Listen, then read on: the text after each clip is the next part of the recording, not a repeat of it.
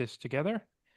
The purpose of this forum is to initiate a discussion with members of a vibrant Irish socialist group called People Before Profit.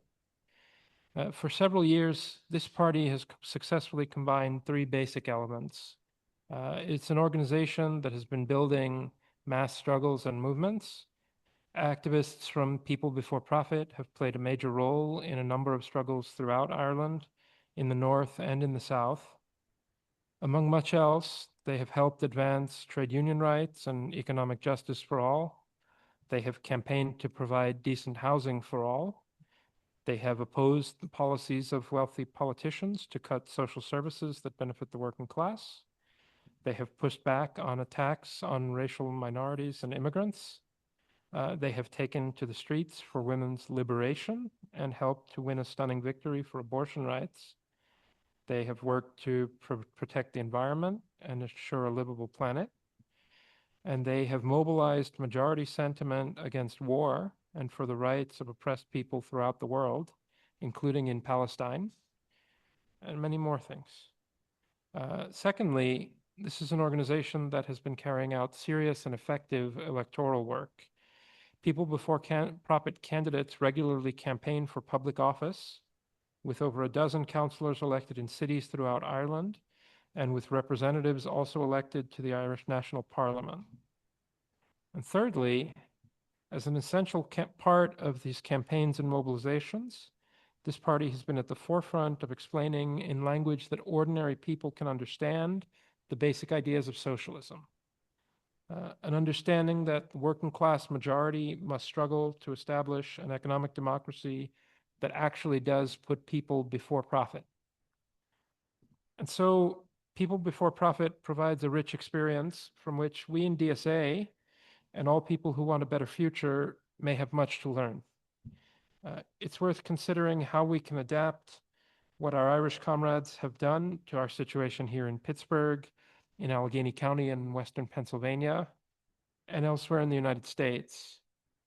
And so with that, I'm going to turn it over to our comrades from People Before Profit. And I think, Paul, if you want to. Yep. Hi, comrades. Thanks a lot for having us. My name is Paul Murphy. I'm a TD, so a Member of Parliament for People Before Profit, representing Dublin Southwest.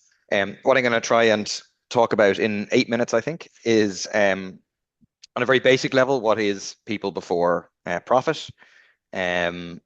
What's our approach to elections and elected positions, and give a little picture of some of the campaigning work that we're involved in.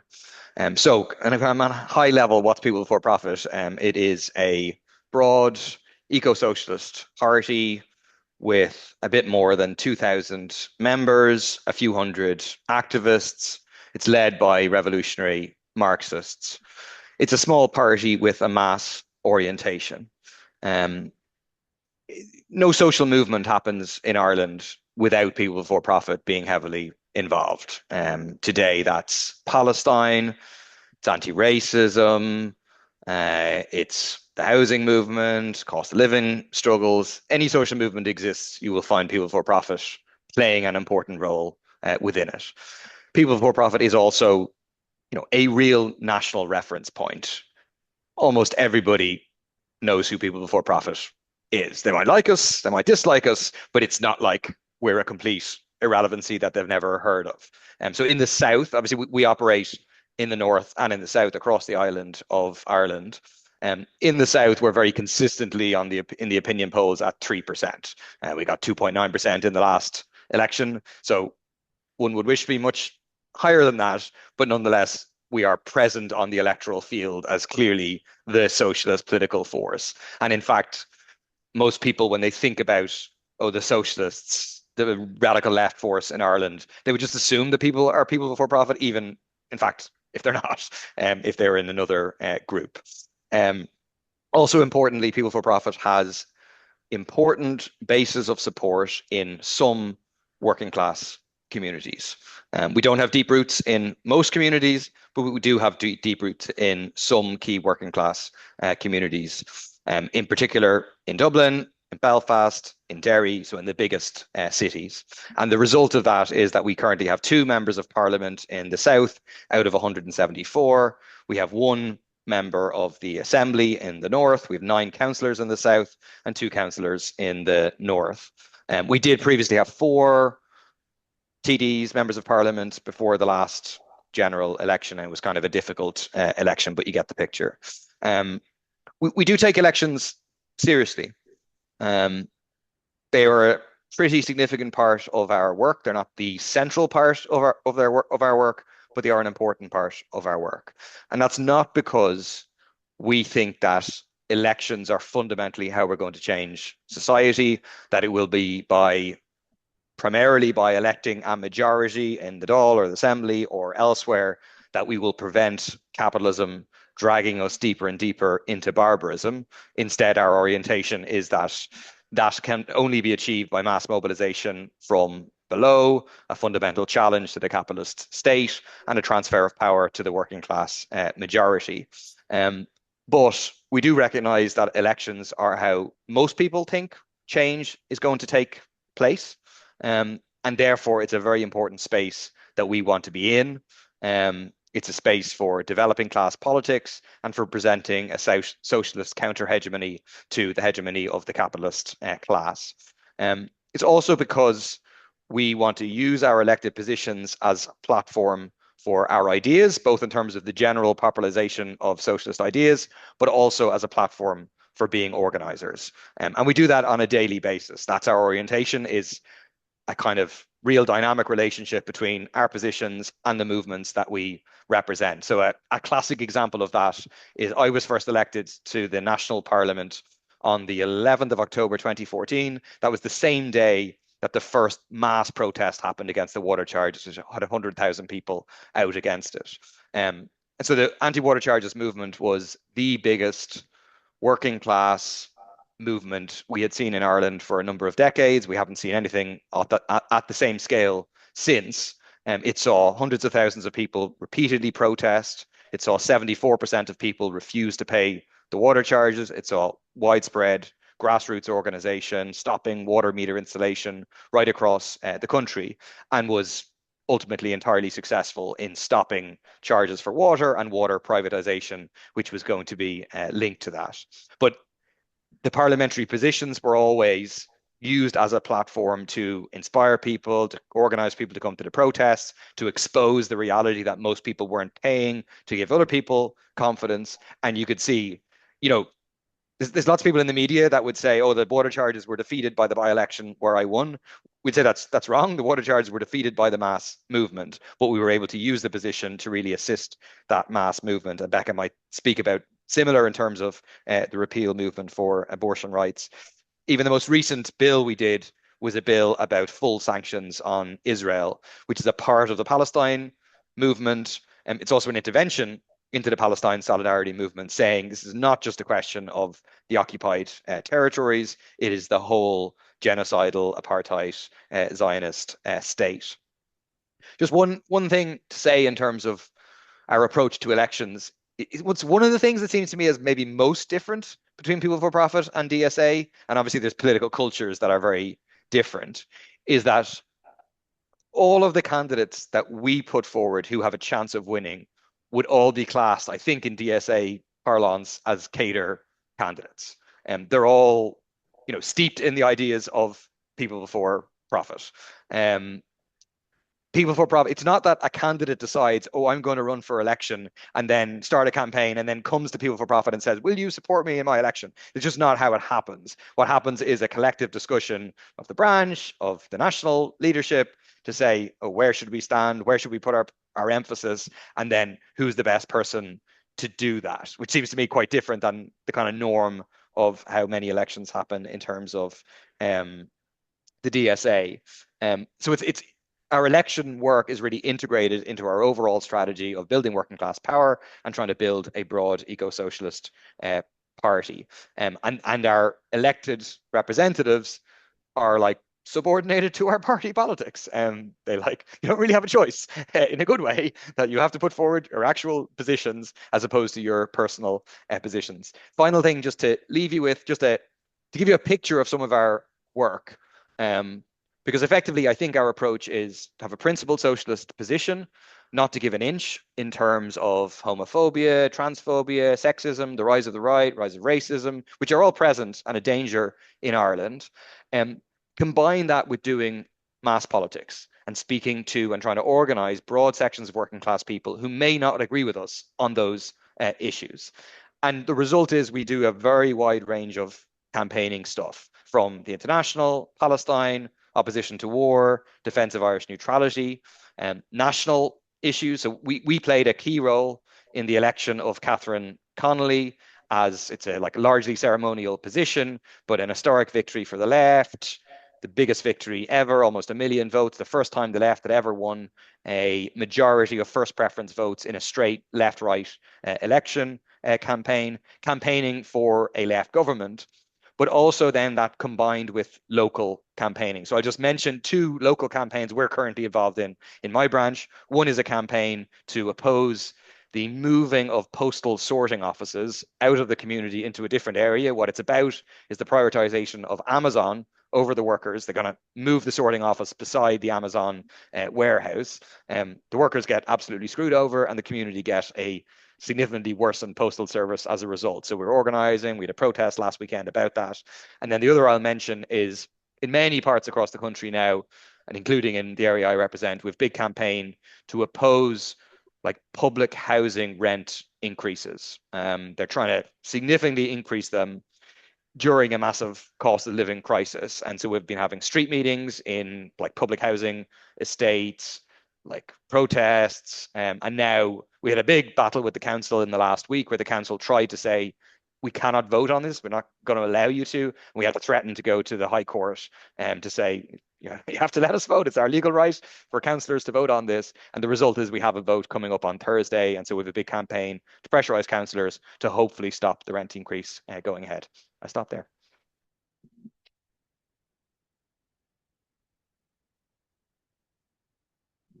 Okay, thank you, Paul. I think next we're going to turn things over to Becca Bor, who is convener of Derry People Before Profit. Thanks, everybody. Thanks for having me. I appreciate it. Sorry, there's a concert happening outside my window right now. I hope it's not too noisy. So I just wanted to start kind of where Paul talked about. We are a 32 county all Ireland party, but the reality is that partition is real. So I wanted to start by sort of talking a little bit about what does it mean to be a socialist? What does it mean to be people before profit in the North, and how we intervene with that and sort of the dynamics up here, and then sort of some of the sort of all Ireland movements and sort of the way that we operate. We have a local councillor here in Derry, so we have political representation in local government here, and obviously elections have been a big part of what we do as well. So obviously, People Before Profit operates in 2 jurisdictions. There are real political, economic, social, cultural differences and distinctions between the North and the South. The Irish state in the South, the 26 counties formed, out of independence from Great Britain and out of the Irish Revolution, and the 6 counties in the North were founded as a statelet in reaction to that revolution. As a Protestant majority to maintain Protestant and Orange rule in perpetuity, excuse me, as part of the UK.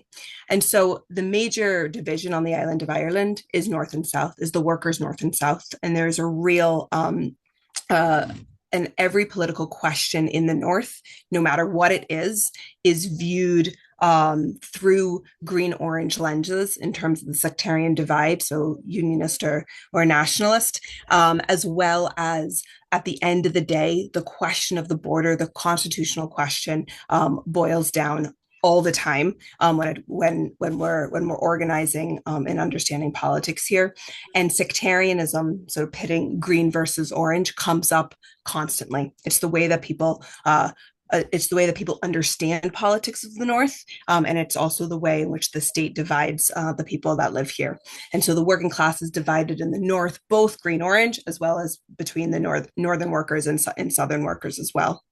And so the political unionism in the North is as reactionary as they come, right? So they're all Trump supporters. So the DUP, TUV, and the UUP, the three unionist main parties, are pro-empire, pro-imperialism, anti-choice, anti-LGBT, anti-migrant, anti-immigration. They are anti-workers' rights. They are pro-Israel. I mean, you name it, they're as reactionary as can be. They maintain that Orangism, or supporting the Orange Order and the marches that happen over the course of the summer, which are really about projecting Protestant supremacy and marching through areas and saying that we continue to control these areas. They talk about all of that and sort of British Empire and all of that as culture and needs to be protected as a minority culture. So that is the dynamic of sort of political unionism up here. And then after the Good Friday Agreement, a power sharing government was formed in the North, and so that the government has to be made up of both unionists and nationalists. But the peace agreement that came out of that was a neoliberal peace agreement that was all about attempting to break the public sector, which was larger than the rest of the UK because of the reality of the war, to attract foreign direct investment into the North and to maintain the North as a low-wage economy. And so that's sort of the dynamic that has been that Stormont has been presiding over. But however, the largest political party in the North, and this is important, is Sinn Féin. And so the Sinn Féin went from the IRA to obviously incorporating themselves into an electoral strategy, a parliamentary strategy, and now have been managing the neoliberal reactionary government of the North with the DUP for some time now. So they have been, so in the South, they're in opposition, but in the North, they're in government. And they've been bringing in welfare cuts. They've been overseeing the absolute environmental catastrophe in terms of, we have Lough Neagh, our largest water source here, is basically dying because of agribusiness and agricultural runoff. Basically the state is falling apart in terms of our public services, and Stormont generally does not run or function or work well at all. And so People Before Profit, as neither a green nor orange, but a socialist party, tries to offer an alternative and cut through the sectarian lens in which everything in the North is understood as. So we bring a class lens to everything, and we spend a lot of work bringing people together, making arguments that are bringing workers together from different communities, strengthening unions, strengthening our social movements, sort of across sort of the political divide, so to speak. And unlike the other neither orange nor green parties, who are more neoliberal, the Alliance Party, and then the Green Party, who are the Greens. You're probably familiar with the Greens are everywhere. So they both shy away from the constitutional question all the time, whereas we are firmly, against partition, for a united Ireland, because we see it as an issue of colonialism. We see it as an issue that divides the workers north and south. And so our politics are steeped in that. Sort of the tradition of James Connolly, the tradition of fighting for a workers' republic, fighting for union rights, et cetera. And Connolly talked about how partition would bring about reaction, a carnival of reaction north and south, an orange state in the north and a Catholic reactionary state in the south. And that very much has happened. So I think that that's important to understand sort of the way in which we politically try to lead in all of our platforms. So from Stormont, for Jerry Carroll, who's an MLA up in Stormont, to our councillors in local government, and also the way in which we participate in our social movements here in terms of bringing people together. So people are probably familiar that 10 days ago or so, there were racist pogroms in Belfast. I think they made sort of international news. And so these were highly organized loyalist paramilitaries who have connections to the far right and fascists in England, across Europe, and the United States. They were going door to door, burning migrants out of their homes, burning buses. They were locking down parts of Belfast in particular, but small towns as well, forcing people to show immigrants to show papers to them in order to let them buy in cars or let them into workplaces. I mean, it was a complete breakdown of normal life, so to speak. Buses were shut down, trains were shut down, people were sent home from school, and the state does pretty much nothing really to rein in the paramilitary violence. And so what people before profit and others spent our time doing is talking about, well, where is this actually coming from in terms of the reactionary core of loyalism? Where is it coming from in terms of the connections to the far right? Because there's a lot of stuff in the news media around, these are kids, they're, masked youth, trying to talk about it not as part of a political phenomenon of the rise of fascism in some ways. And then we worked really hard within United Against Racism, calling on, and our political reps called on the union movement to come out in force, which they did. Thank goodness, and United Against Racism to hold mass rallies, which they did. We worked with lots of other organizations who were doing a huge amount of mutual aid, helping people literally ferry migrants to and from work, picking up kids, checking on people. I mean, it really, really was a hairy week in terms of, it was quite scary for a lot of people. And so people for profit doing as much as we can to sort of build sort of those broad movements that can put forward an alternative, and use our platforms to do that. We've passed motions in councils, trying to get the weight of councils to stand behind the anti-racists and stuff like that. And so the movements that are really going to break down partition are going to be these All Ireland movements. And so I'll stop on this, but basically the movements around fighting sort of against the anti-racists, and there's a different dynamic north and south, but obviously there's an all Ireland movement, pro-immigrant, pro-migrant, anti-racist movement that is connected north and south. And the same thing happened in terms of the repeal movement and the movement for women's rights. The excitement around going door to door, talking to people around abortion rights was felt very much in the north as well, and busloads of people. This was a cross community basis because there's plenty of Protestants and people who traditionally from unionist areas who are pro-choice as well, who are part of these groups that were getting on buses and door knocking in the south and bringing that energy obviously up into the north as well. So seeing the sort of rising of women across the island of Ireland was one of the many ways in which I think that a movement towards breaking down partition is very much possible. And so what we do on sort of a day-to-day basis, we have branch meetings, we use our platforms as much as we can. So for example, Jerry Carroll has a people's housing bill in Stormont that hopefully will be brought forward. But anyways, in this mandate. And so he's coming to speak, for example, to talk about this. And we tie it to the local issues that we're dealing with here in Derry. So around derelict houses, around high multiple occupancy houses that are often illegal, and landlords are just taking the piss, really, fighting for rent controls, etc. And so we have 10,000 leaflets that we're getting out into areas, building this meeting, but also talking about the local things that we're trying to focus on and tying it to the bigger picture politics as well. So I'll stop there. Sorry. I went on.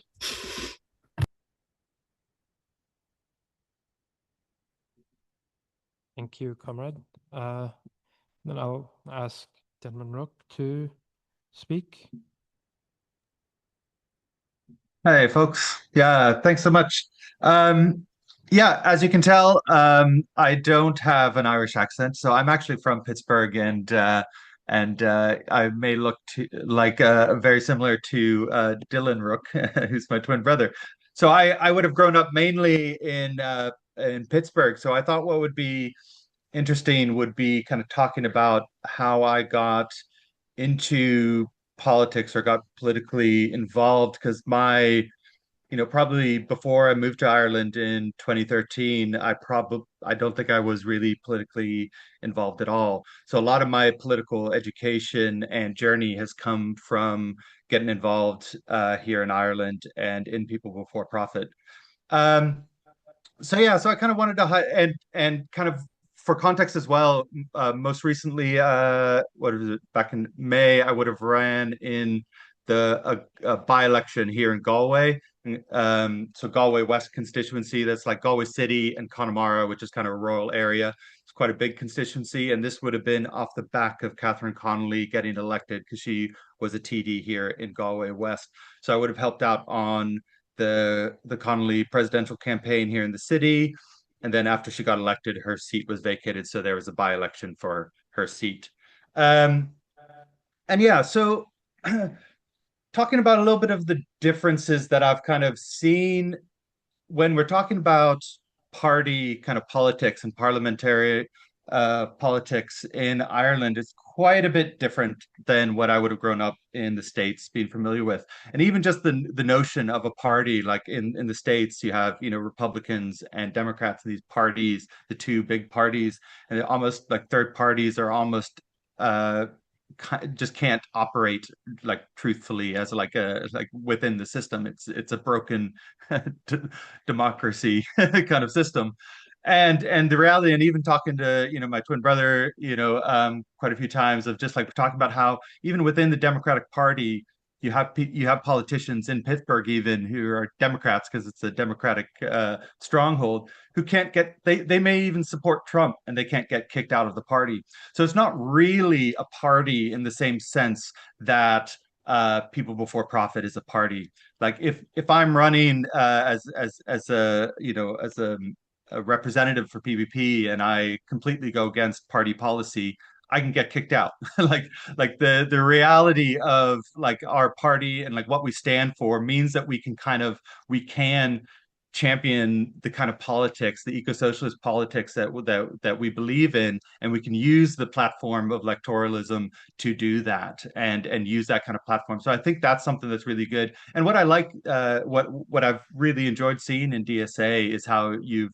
used things like the Democratic Party to operate in when it makes sense, and you're not afraid to kind of like use those kind of systems and platforms. But then there's also things running like an independent socialist and all this stuff. So I think that's really interesting as far as like juxtaposing those kind of two systems and how you know what I've really enjoyed about PvP is that we can use that platform. Um, and kind of the other thing I kind of want to talk about is and how we work. I think one of the questions that was kind of sent out to us is possibility of like how do we work with other parties and coalition building. And I think that's another thing that's really interesting about Ireland's political system of we have preferential voting here. So your vote isn't wasted. You can vote with your conscience on the party or the candidate who you most align with, and then you can put 1, 2, 3, 4, 5 down the ballot. And if your first preference person gets knocked out of the race, then your vote goes on to the next person. And what that really allows is a wide array of political parties and candidates from all sorts of political persuasions.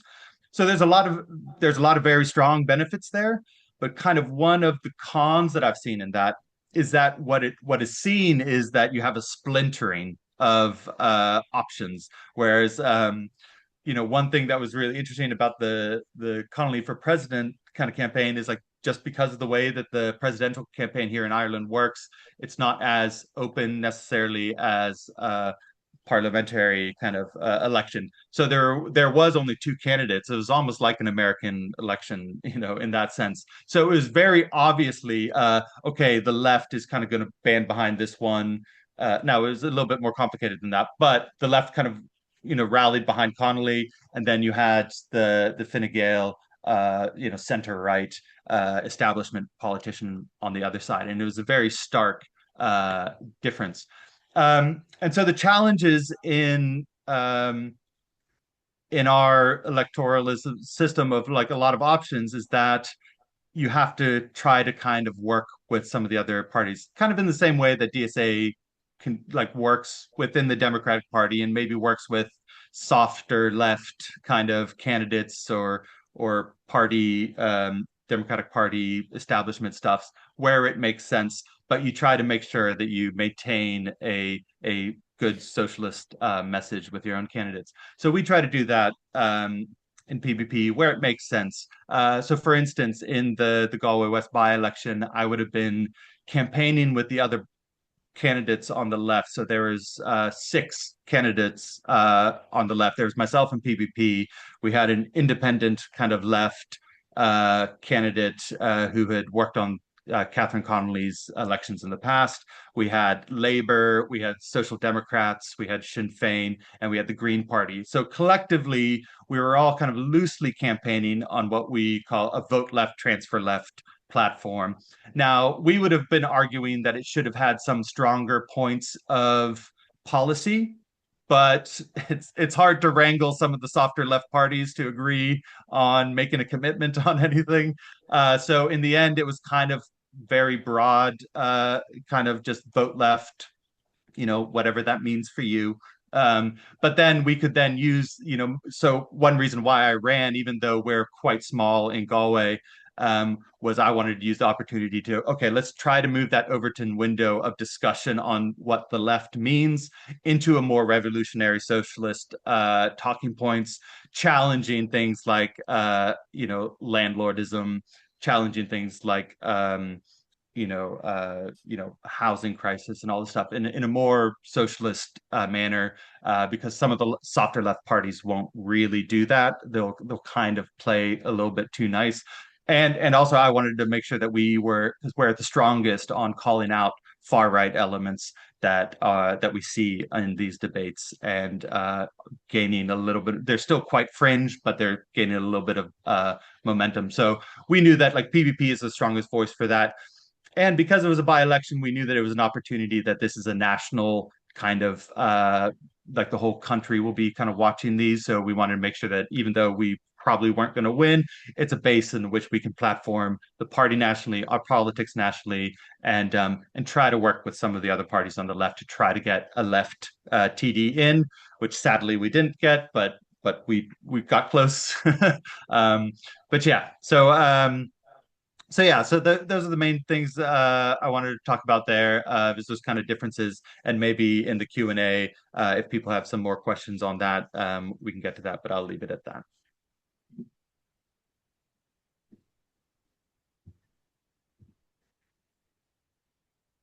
Okay, thank you, comrades, for those opening remarks.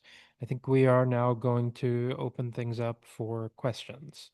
So Jeremy, who is here in the room, has a microphone and can run a microphone to you. What I'm going to do is try to alternate questions between the room and the Zoom call. If you are in the room and have a question, I ask that you raise your hand. If you're on Zoom, I would ask that you type stack in the chat and I will recognize you to speak. Let's not have like ongoing conversation in the chat. Let's pay attention to the people who are speaking.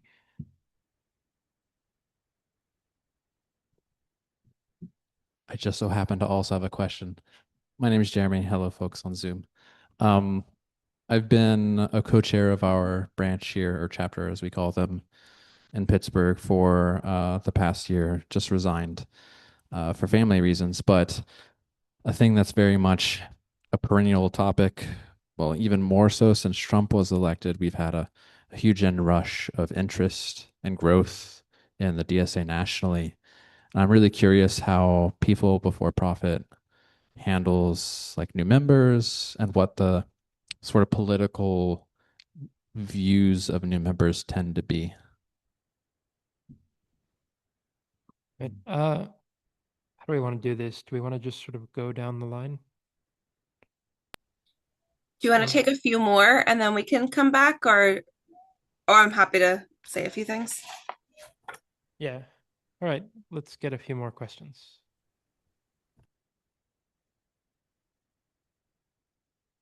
Hello, my name is Dario. I'm just a member of the DSA. I had a few questions about your strategies versus rural versus urban and suburban strategies? I know there's a cleavage between the North and the South. However, what about here in the States? We have a cleavage between rural, city, and suburban. What are your strategies do you have strategies approaching rural, suburban, and city people, should I say? Thank you.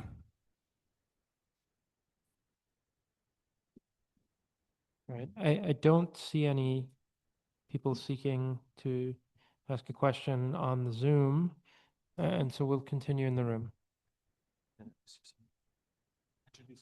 Yeah. Hi, I'm Mel Packer. I guess I'm a fellow traveler in DSA, given that I haven't paid dues in years.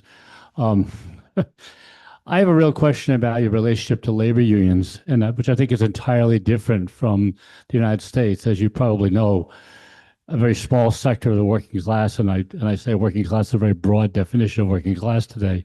Obviously, it's not just industrial anymore. That's long gone. A very small sector of the working class in the U.S. is in unions. And most of our unions are, frankly, quite reactionary at the least leadership level.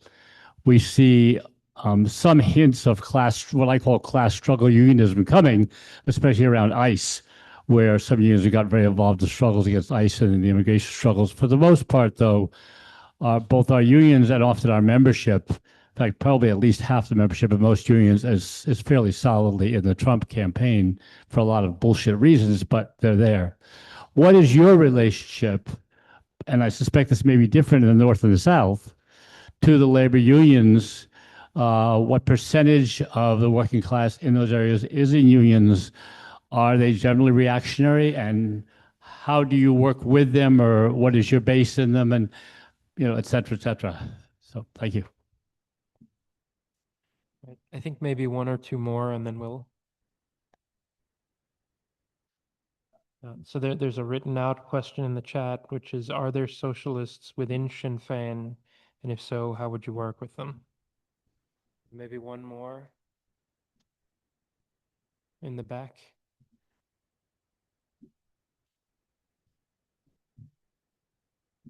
Hi, my name's Forney. I'm a Pittsburgh DSA member. I use she, or they pronouns. You mentioned like getting people together to go canvassing, and I was wondering what the culture around canvassing is like in a country outside the US where, we have a pretty individualistic culture. People don't answer their phones. People let their Ring cameras take the calls or the door knocks. People put signs up that say no soliciting.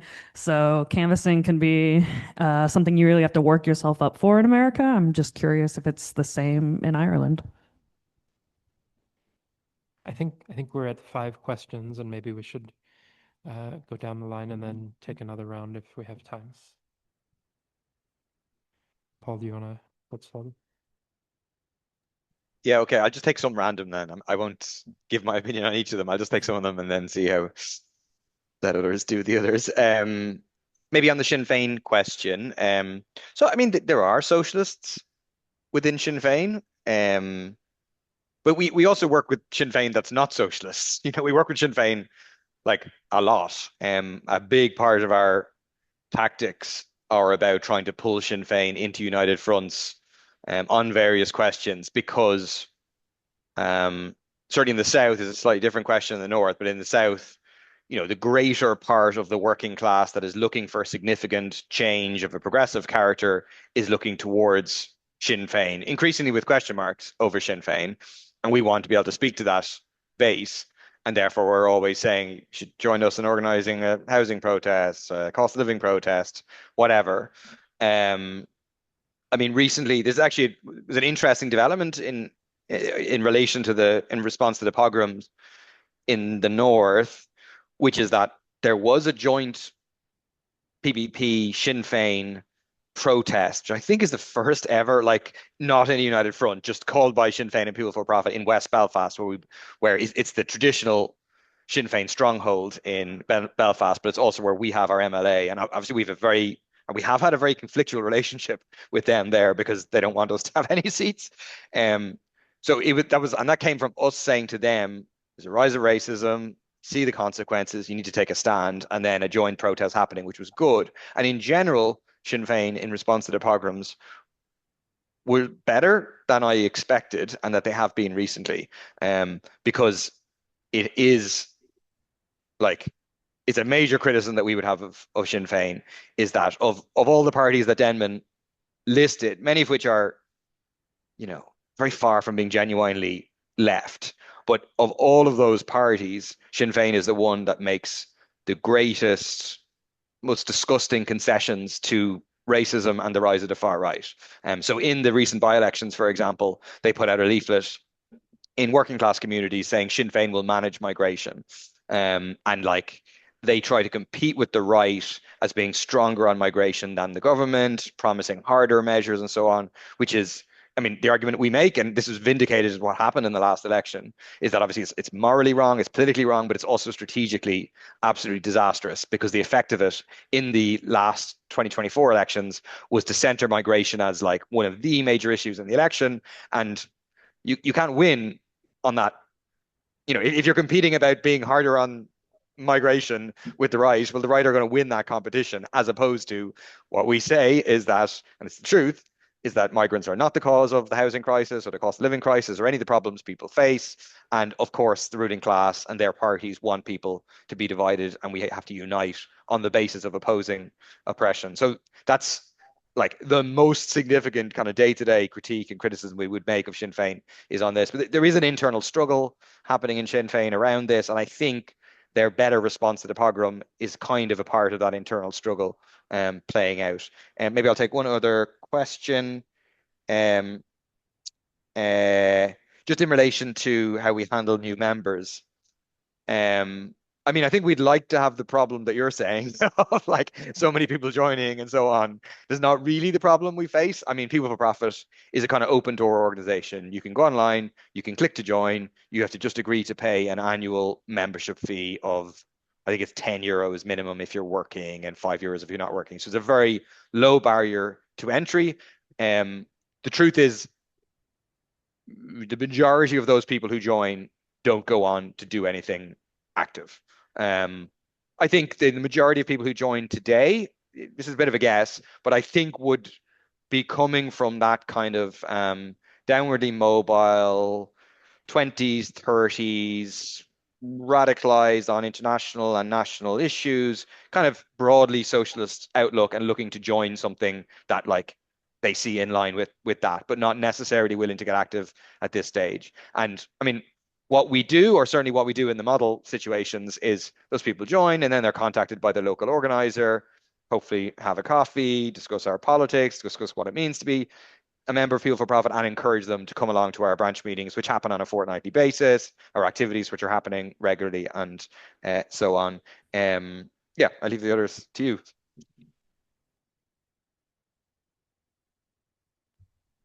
I'm going to add something about Sinn Féin because it is different in the North, because they are in power here, and in government. So in our broader movements, pro-Palestine movements, the pro-migrant, anti-racist movements, like, we want to build social movements that are mass, right? And so we want Sinn Féin and their supporters, who are generally more progressive, to support, and to be part of it, and to be part of all of that. But Sinn Féin has no interest in actually mobilizing working class people. In fact, they are movement wreckers. So they'll bring people out to protest, but they don't actually want movements to grow, and they will do everything they can to constrain them.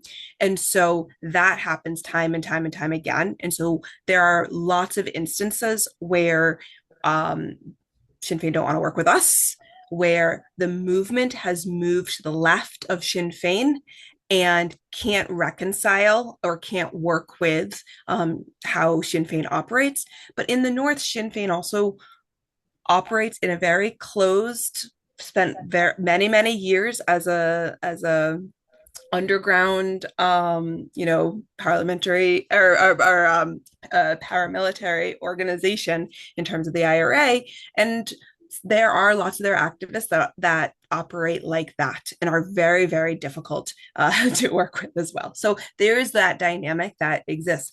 Politically speaking, the right now, Sinn Féin from the top is trying to project themselves as the progressive alternative to, obviously, the DUP, but also that to the UK government. And so the things that they are talking about, being more pro-immigrant, being, more pro-social security and the public sector and things like that, pro-worker and all of that, they're upping that image because they know that there is a large support for them that is actually to the left of their official politics. And so it creates a lot of conflict in organizing, but we would try to build sort of as broadly as possible. But I would say sort of locally, it is very difficult to work with Sinn Féin activists and their local parties, because we would often be on the different side of them in terms of how we argue and how we would try to organize. And then just to say something about the unions, and I'll just say something about the North. I mean, yes, union. So I'm obviously, you can hear I'm from the United States. I also was in the Chicago Teachers Union, was part of the Chicago Teachers Union strike in 2011, 12, when even was that? It was brilliant. And my sense here is that just like in the United States, most of the unions are top down. Here, I would say in the North, the unions have on paper quite progressive policies, but it doesn't mean that there is an active rank and file orientation whatsoever.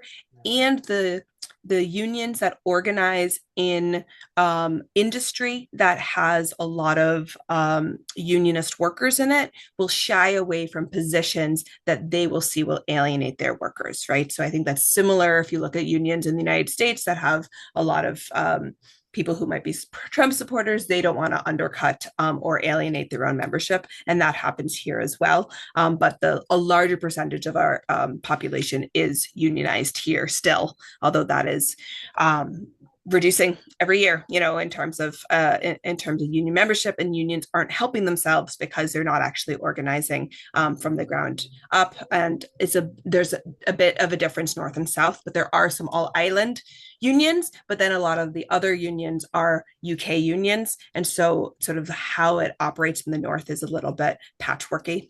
So for example, in the school systems, there are 5 different teachers unions that all operate across the school system, and they sometimes take actions together, but unfortunately sometimes don't as well. And there are unions that are all Ireland teachers unions, there are UK teachers unions, there are teachers unions that are mainly in the Catholic maintained schools, and so they're the Catholic teachers unions, there's Protestant teachers unions. I mean, there's a whole mess when it comes to that. But more recently, there have been, because of the attacks on workers and on unions and on education, there has been more collaboration across those teachers unions, because once again, those attacks come down. There's more of an appetite for working together. And just to say about canvassing, I think here there's more of a culture of canvassing in terms of people expect you and want you to come to their door. Sometimes they want you to come to your door so they could yell at you, but they want you to come to their door. They sort of say, "Where were you? I haven't seen you in the last 4 years. You think you're a real, politician," kind of thing. So that happens a lot more here than in the United States. I think it's just less often that you are actually canvassed when it comes to elections.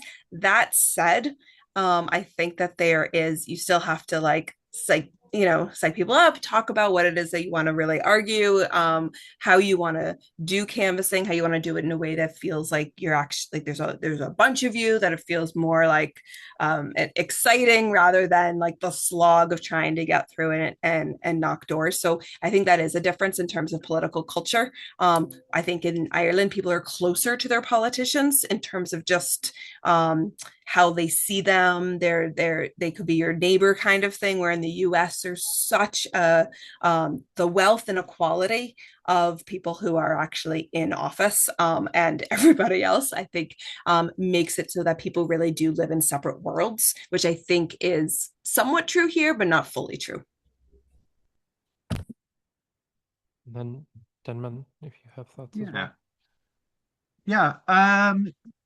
I'll try to tackle I think Daria asked about the rural versus urban versus suburban strategies. Now, I wouldn't be an expert here, so if Paul or Becca wants to pop in at some point, kind kind of my experience on that. So Galway is closer. Like I'm in the city, so we definitely have an urban side of it. Most of our membership here, and we're still quite small here in Galway, is mainly city based. We do have a few kind of out in the kind of more rural areas, but especially over like this by-election the last couple of months, I was really trying to use it as an opportunity to try to explore how our party, how our branch here starts trying to connect to more of the rural, um, you know, constituency or the people, people in rural. Because I would have grown up in kind of rural, Western Pennsylvania, so there, on a farm. So there's certain aspects that like I understand in one sense of like um from that side of things. So what we tried to do is we held a public meeting and we kind of invited some different groups. So we invited like let's say agroecology farmer from Sligo. So like talked to about like food security. We had a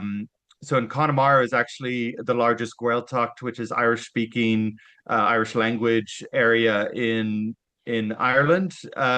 So there's a housing activist group called Banu who are in Gaeltacht. So we had one of them speaking as well. So we were trying to use this opportunity, and then we had like someone else, a climate activist, kind of talking about seaweed harvesting and over harvesting and stuff. So we were trying to use this opportunity to try to have some public meetings that were talking about some more rural issues, housing in rural Ireland, and essentially try to connect those dots between like rural issues and even the same things that we deal with in the city, which is Airbnb, over-turification, lack of housing, like all this stuff, and say like it's the same struggle, but try to connect those dots because so often, or at least from my experience, I've even talked to kind of socialists who may be in Connemara who kind of see PBP or maybe other socialist organizations as quite urban centric.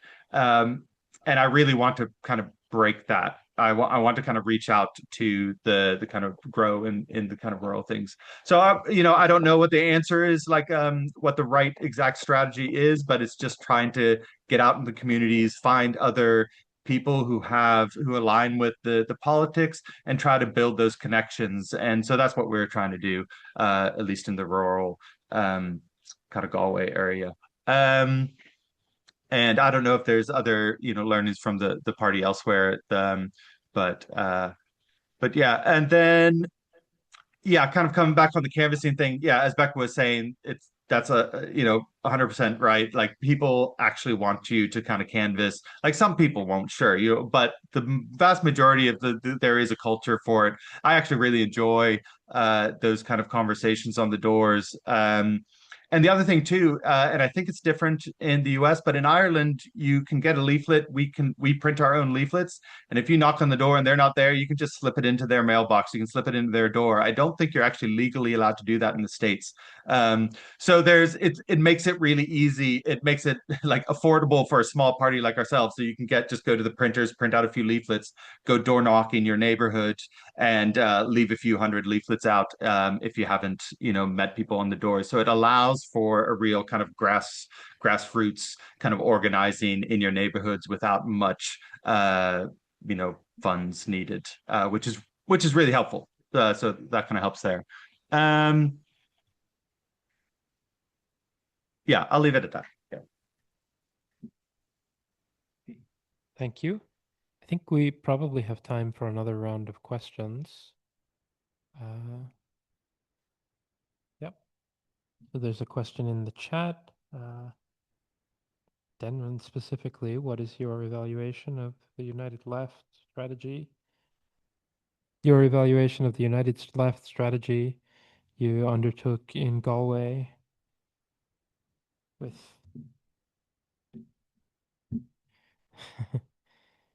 right.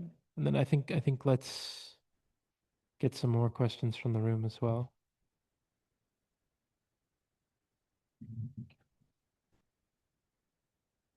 Hi, my name is Matt. Just had a question if you noticed any difference in how your party was growing or the success you had particularly after electoral successes, whether that be at the council level or getting elected to the Dale? Thank you.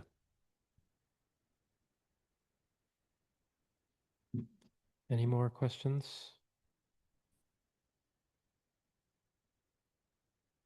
If not, I will inject a question of my own, which is, I would be interested to hear something about the internal democratic culture and debates within your party. I think DSA is known for having a sort of raucous culture of debate with organized factions and a lot of contention. I would be interested to hear a little about what things are like inside of People Before Profit. And I think we probably have room for one or two more.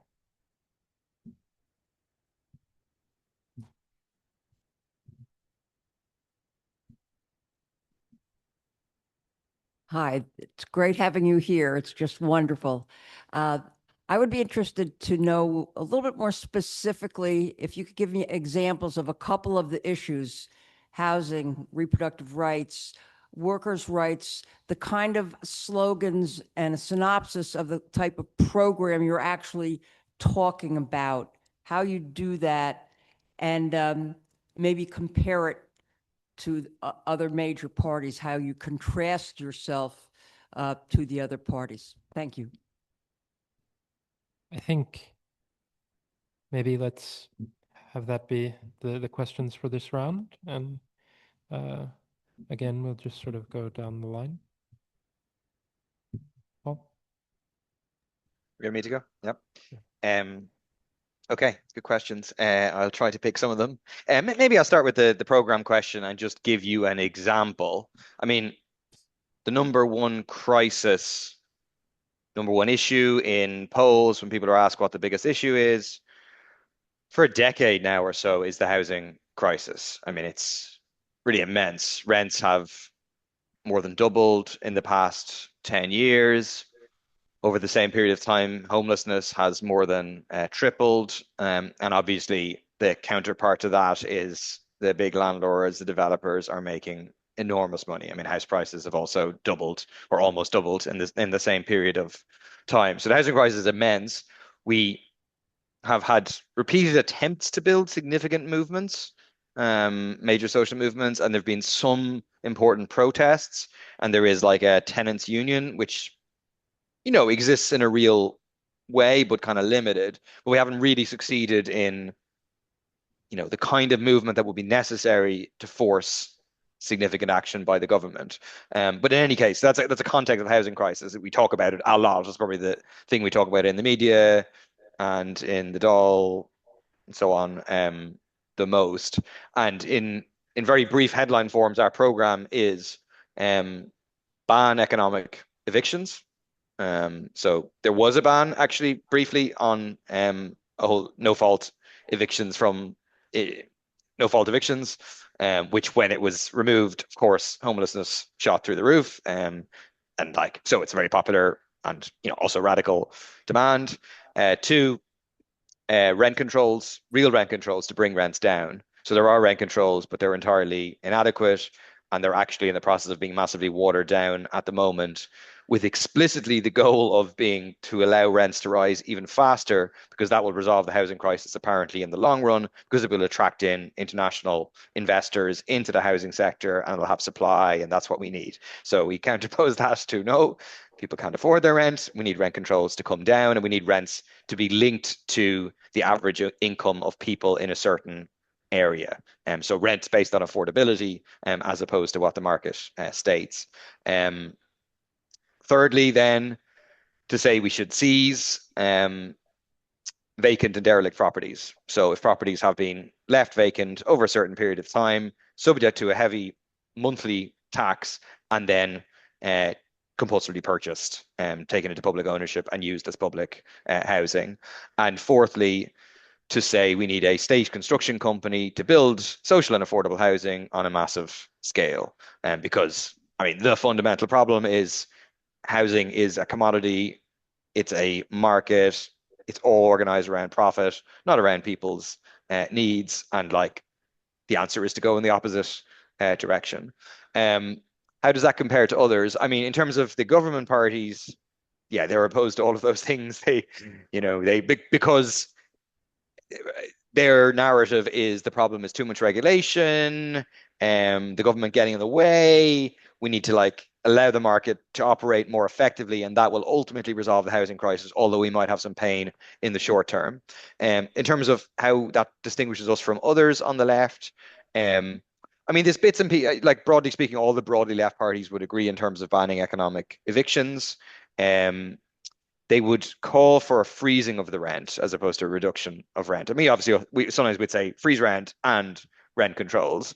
They would call for some level of taxation, but not nationalization in terms of vacant housing and so on.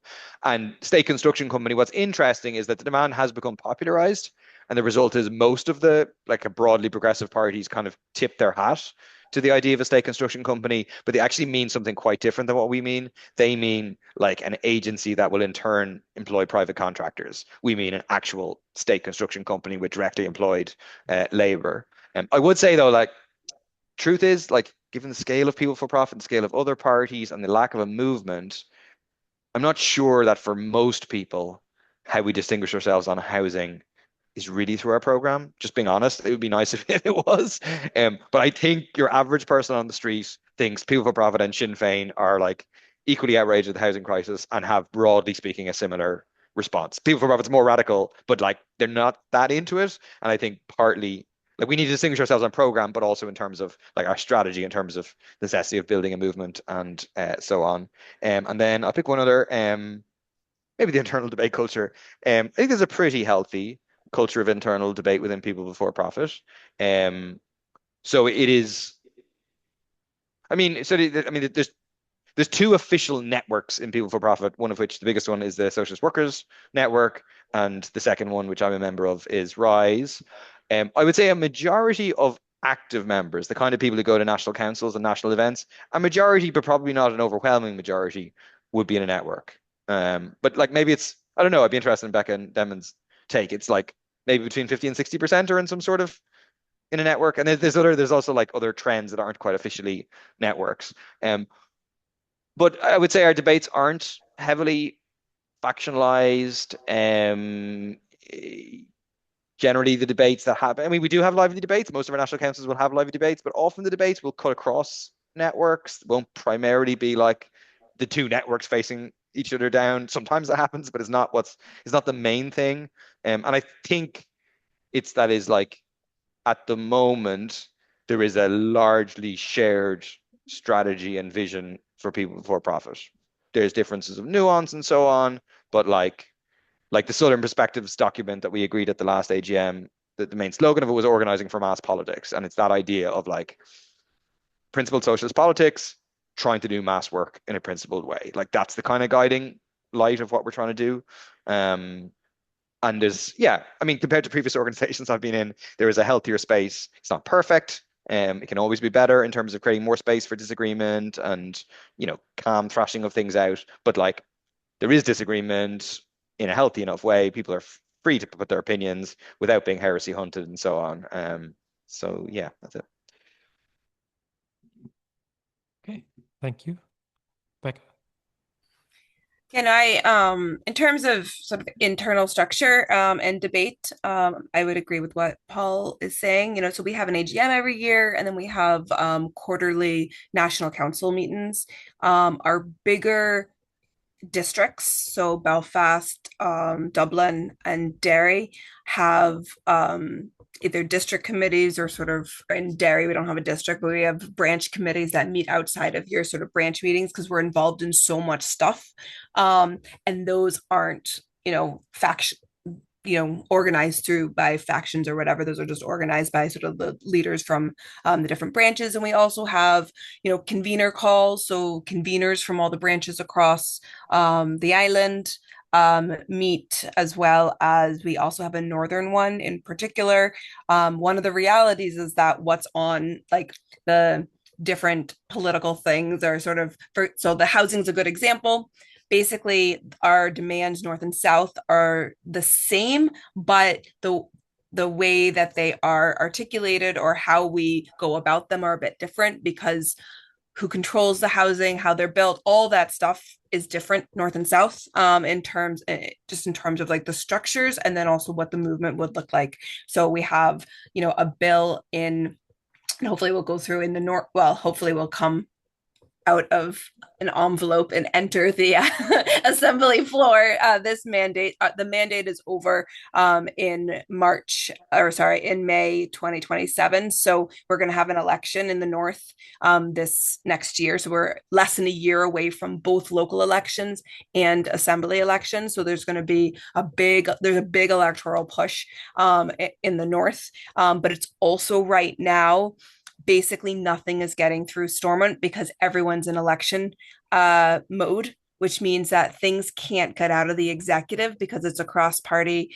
executive, and the DUP and Sinn Féin are electioneering and won't let things leave the executive. It's mainly the DUP holding up anything that's remotely progressive, using their veto on things that are not about minority rights, which is what the veto was originally thought up about, but actually are created for. But actually, they recently used their veto on, they vetoed raising the age of criminal responsibility from the age of 10 to the age, well, to anything bigger. There's amendments for 12, 14, and 16, in terms of the age of criminal responsibility, but they use their veto to keep it as it is at the age of 10, which is one of the lowest in Europe. So again, they're like entirely reactionary. But the point I'm just trying to make is that the way in which our program is talked about all Ireland is, we're able to have those conversations on a all Ireland basis, but then like how we talk about it, north and south is a wee bit different in how we would campaign around it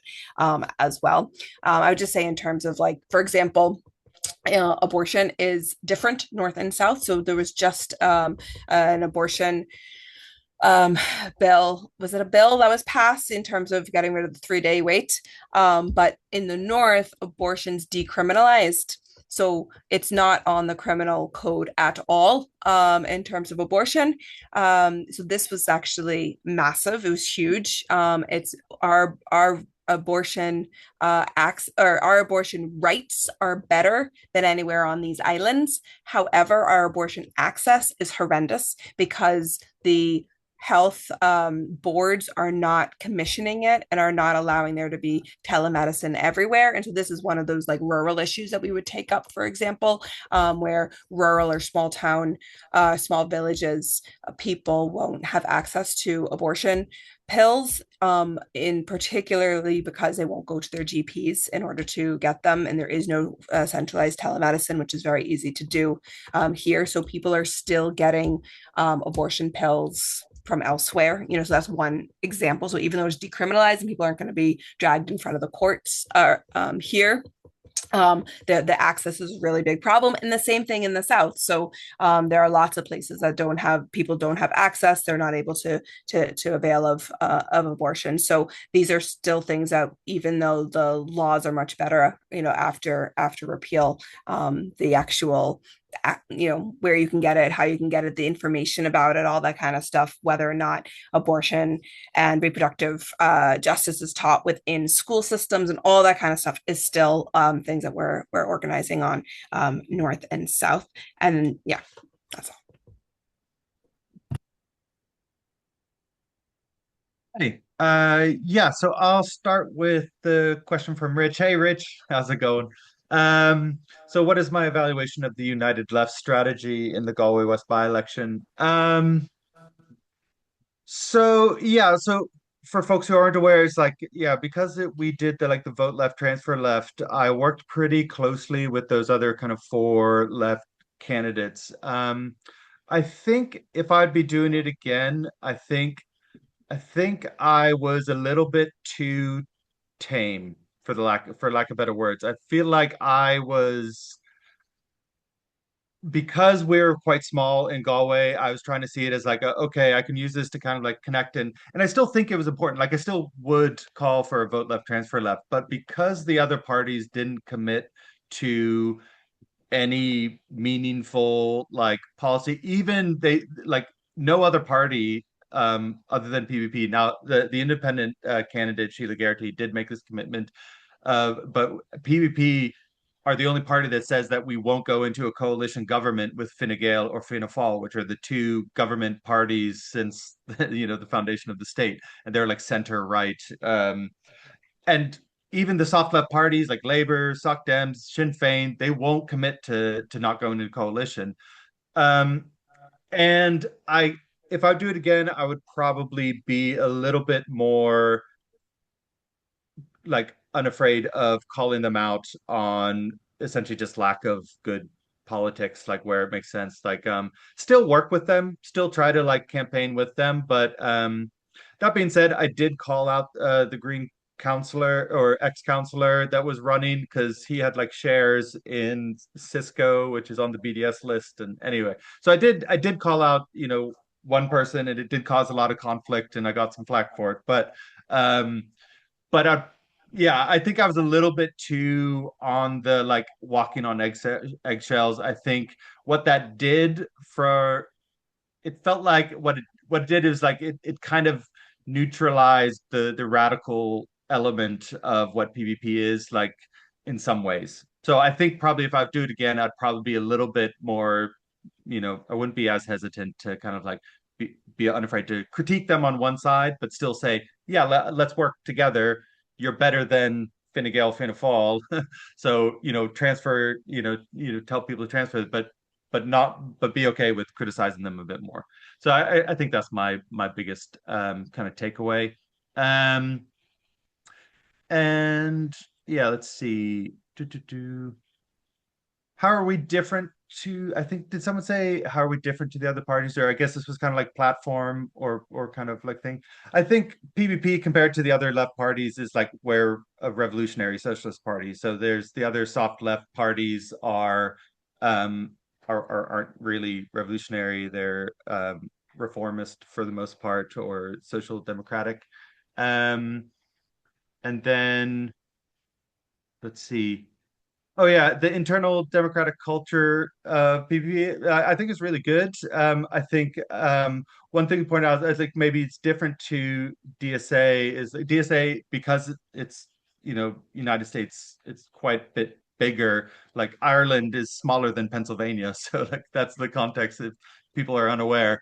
It's smaller than Pennsylvania, so PvP is networks. I think both the big networks like Rise and Socialist Workers Network are both revolutionary Marxist networks. They're quite similar. Whereas I think in DSA there's quite a broad spectrum of revolutionary Marxist kind of chapter, or what are they called, tendencies or whatever it is, up to maybe social democratic kind of tendencies. So it's a little bit broader. So I think within that you get a lot of more maybe heated debate. Because that it would be like if it's kind of like the way I was, with our United Left coalition. That's kind of the thing I was dealing with was I have these kind of softer left social democratic parties and candidates that I'm trying to work with, but we do conflict on a lot of kind of when you get into the nitty gritty stuff. High level stuff, we agree on a lot of stuff, but the nitty gritty, like when you start getting into like what does socialism mean or what does the left mean, they're very flaky. So anyway, I'll leave it at that. All right. Thank you. I think we are about 17 minutes from when this was supposed to end, and I do want to respect your time, especially given that it is much later there than it is here. I called into the last DSA meeting from that side of the Atlantic, and so I appreciate how much later it is. Maybe let's have one more question. Yes, I think it's. First of all, I want to repeat what other comrades have said here. Thank you very much for being here and sharing your experience with us. And I'm just wondering, actually, I have a question for the crowd as well as for you.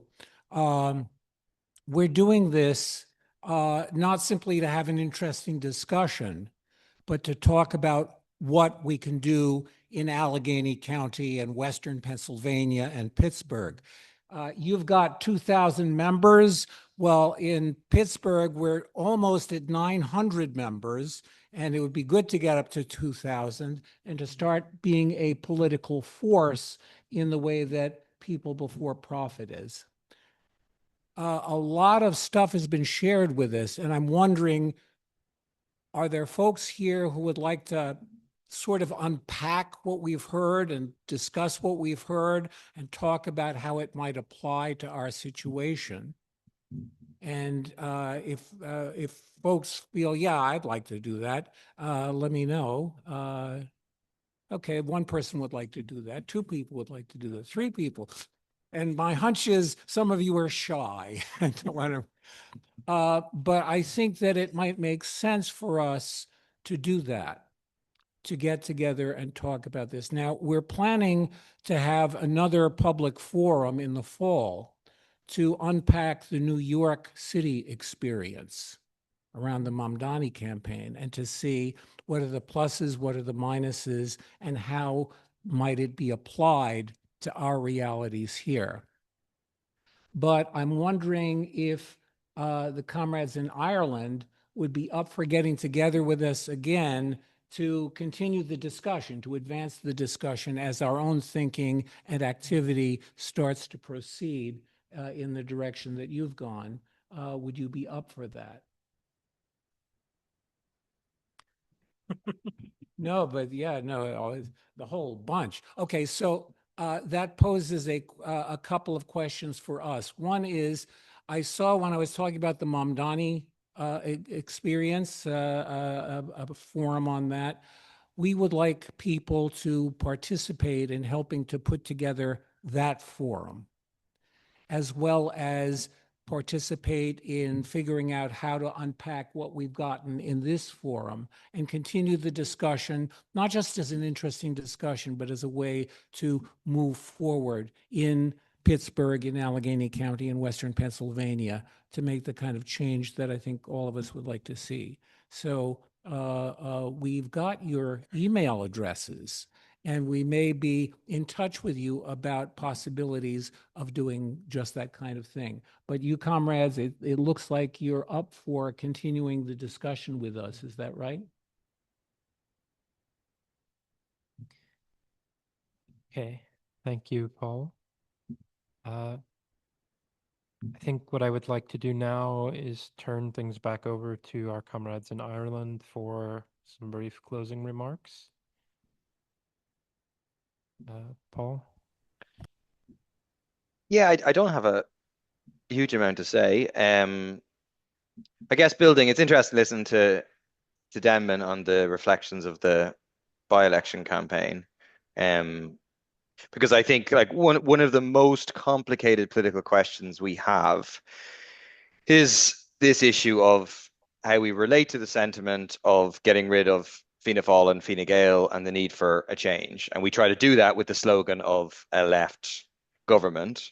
And a part of that is the idea of vote left, transfer left. And what we're trying to do is, not to confront the working class with our pre-existing socialist principles that we have in a pure, undigestible kind of form, but instead to relate those socialist principles to the real struggles and the way people think that change can come about without giving up those socialist principles.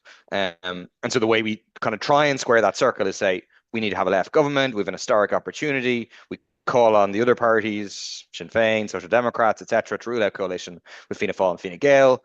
But then we also say that, like, look, we'll vote for, if there's a possibility of a government excluding Fianna Fáil, Fine Gael, we'll vote to allow that government to come to power. But the only government we're interested in joining is a government that is actually committed to the radical transformation of our society, mobilizing people from below to take on and overcome the power of the developers,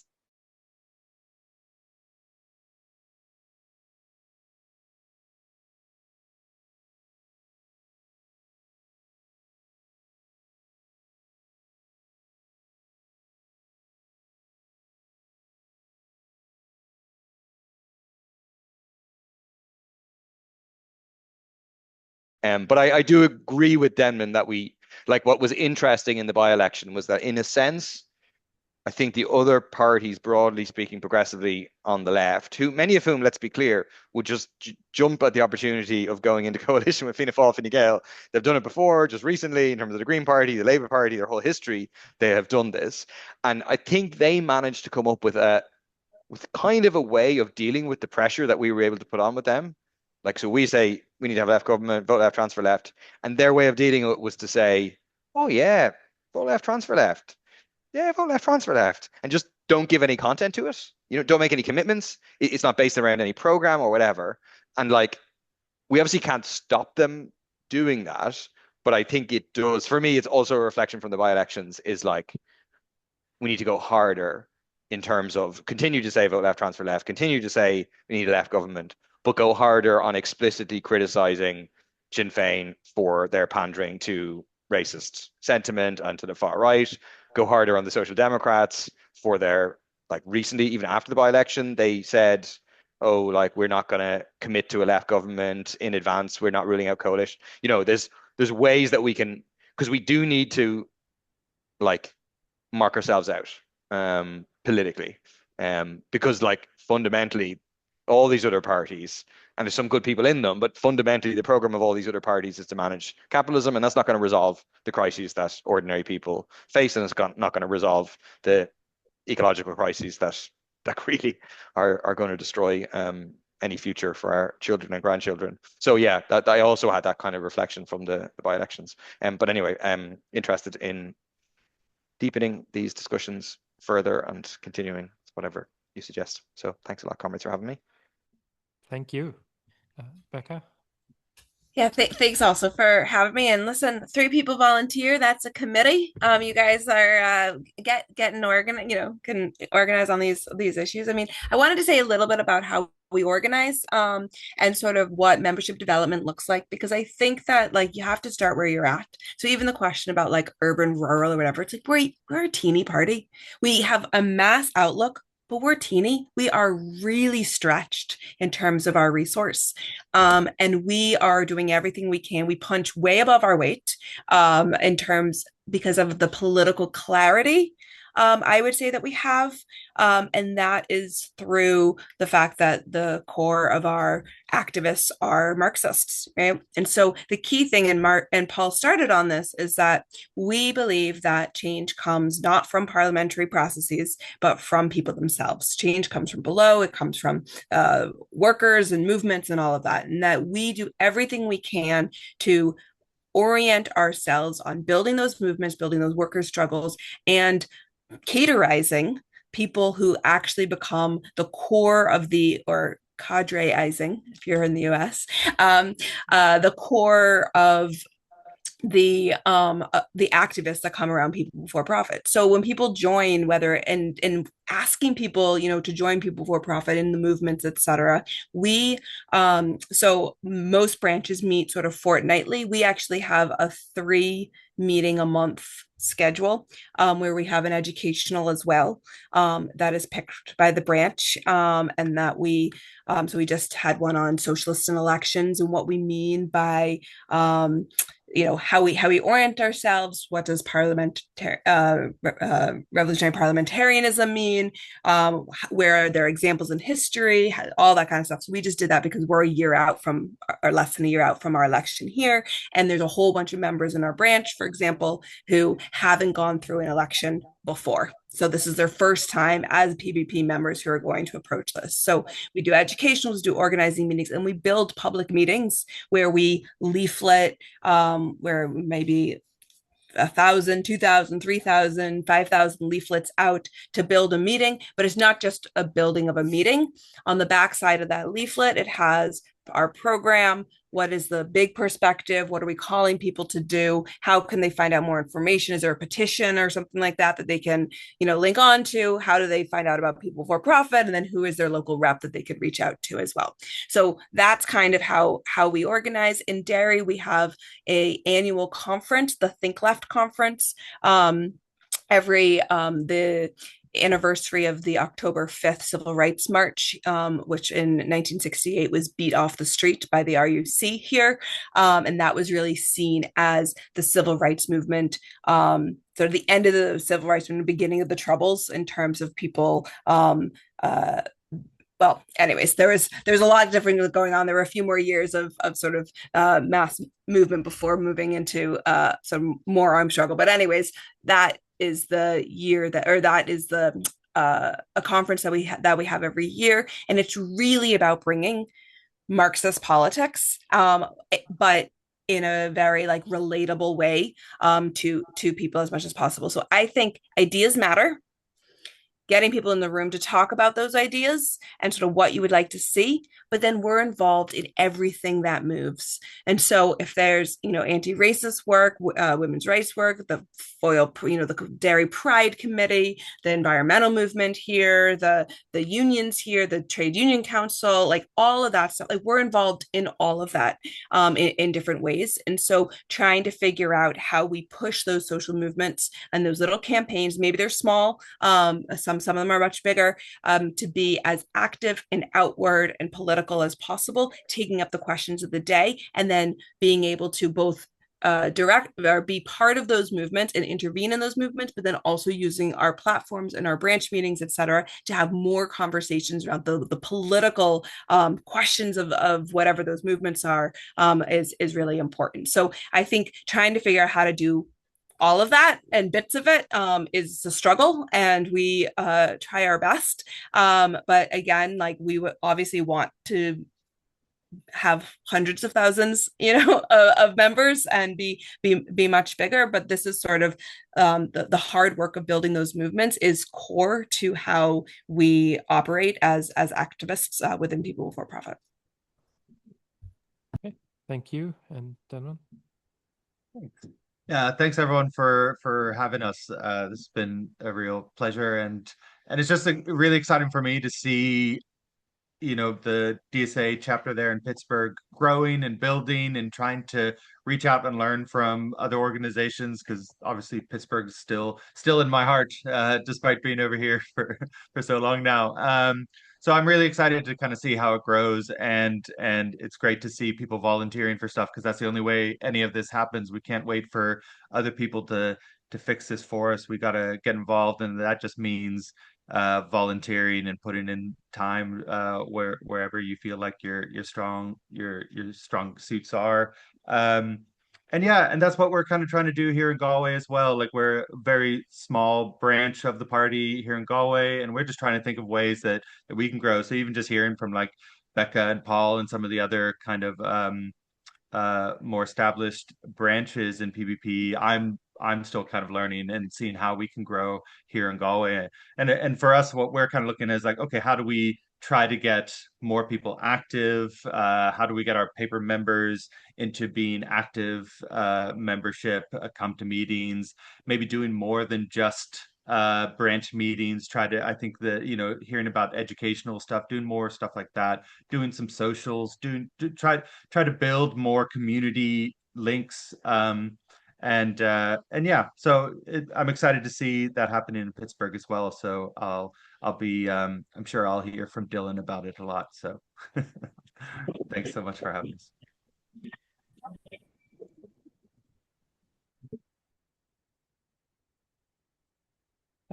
Thank you to Paul and Becca and Denman for taking the time to talk with us. I can see that it has gotten very dark in the window behind Paul there. And so I think we will end it here, but thank you so much for taking the time to talk with us. Thank you to everyone in the room and on Zoom for coming out to this. And I hope we'll continue these conversations.